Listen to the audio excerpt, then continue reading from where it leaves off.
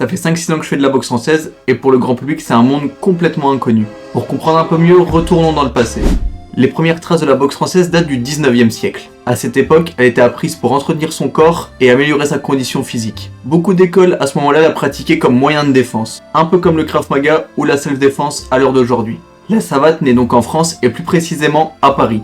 Elle était pratiquée dans les arrière-salles de café à ce moment-là, et par la suite on pouvait la retrouver dans des salles plus spécifiques et réservées à la pratique. A noter que c'est la seule boxe pied-point qui est née en Europe. Lorsqu'un maître d'armes nommé Michel Casseux ouvre sa salle en 1825, il est le premier à enseigner l'escrime traditionnelle combinée à la savate. On appelait ça l'escrime des pieds. Le premier qui créa la boxe française que l'on connaît d'aujourd'hui, c'est Charles Lecourt, entre 1830 et 1840. À ce moment-là, il décide donc d'allier la technique de pied de la boxe française avec la technique des poings de la boxe anglaise. C'est ce qui donne la boxe française que l'on connaît aujourd'hui. Par la suite, le père et fils Charlemont codifieront un peu mieux la technique de la boxe française. Ce qui caractérise particulièrement la boxe française, au-delà de sa technique, c'est surtout la tenue. La tenue qu'on porte, c'est plutôt une salopette que l'on appelle un socol. On va dire c'est pas avec ça qu'on flex forcément. Ça fait beaucoup là, non? Et pour finir, on est équipé de chaussures qui sont renforcées au niveau de la pointe de pied et du talon. En boxe française, on a deux types de compétitions. Pour commencer, on a l'assaut.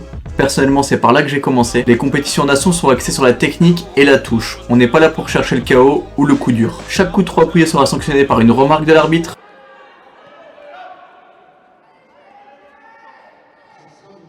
Puis si c'est répétitif, par un avertissement. On va jusqu'à 3 avertissements pour qu'un boxeur soit disqualifié de la rencontre. Je précise quand même que les KO techniques, donc au niveau du foie, de la rate et du plexus, sont autorisés. Parlons un peu aussi du type d'avertissement possible en boxe française. Pour commencer, on a l'avertissement pour coups trop puissants, vous commencez à le connaître. On a celui tout d'abord pour les coups balancés, donc c'est les coups qui sont non armés. Ce qui caractérise la boxe française, c'est qu'on arme nos coups, contrairement à d'autres disciplines pied-point.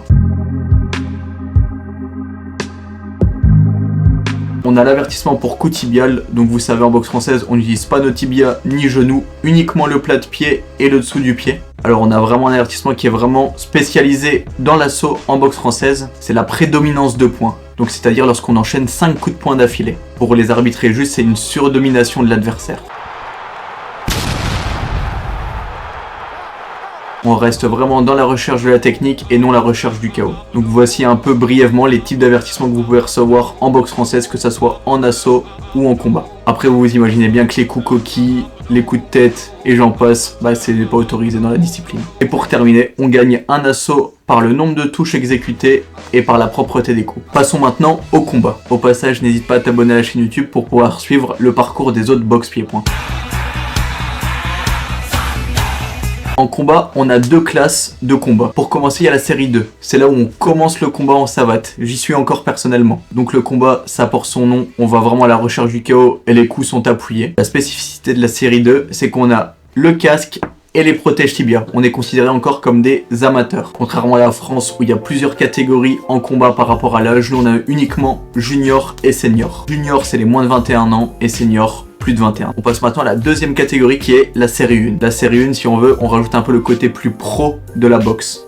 Donc on enlève les protèges tibia et le casque. On passe vraiment dans autre chose, donc là c'est un rythme vraiment différent. On n'est plus sur de la série 2 où là vraiment les gens se rentrent dedans un peu plus. La série 1 est beaucoup plus propre. Et pour terminer, il y a une catégorie qui émerge un peu plus en ce moment, c'est la savate pro, appelée avant le Shows Fight.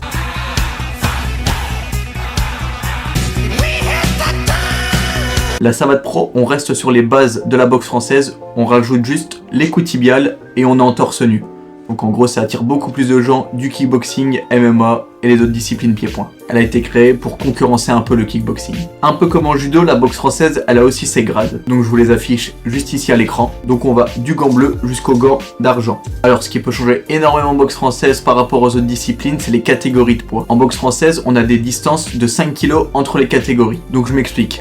On retrouve la catégorie des moins de 70, c'est ma catégorie. Donc de 65 à 70 kg, les boxeurs sont autorisés à y participer dans cette catégorie. Et pour terminer, l'une des dernières spécificités des catégories de poids, c'est les poids lourds. La catégorie poids lourd commence à 85 kg. En France, ils ont appelé ça à un moment les moins de 150 kg. Beaucoup de gens à l'heure d'aujourd'hui sous-estiment la boxe française. Pourtant, on peut voir de nombreuses pépites qui ont transvasé vers une autre boxe pied-point et qui cartonnent à l'heure d'aujourd'hui. Je peux vous donner quelques exemples comme à l'heure d'aujourd'hui, Alexis Nicolas. Pour Stéphane, ouais. Première reprise.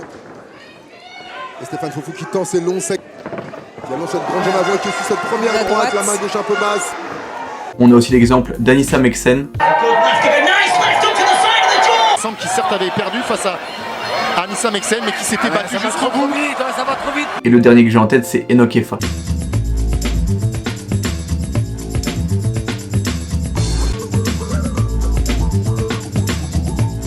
Ce qui donne l'avantage de la boxe française vers les autres boxes pieds-points, c'est surtout l'avantage du déplacement et du rythme.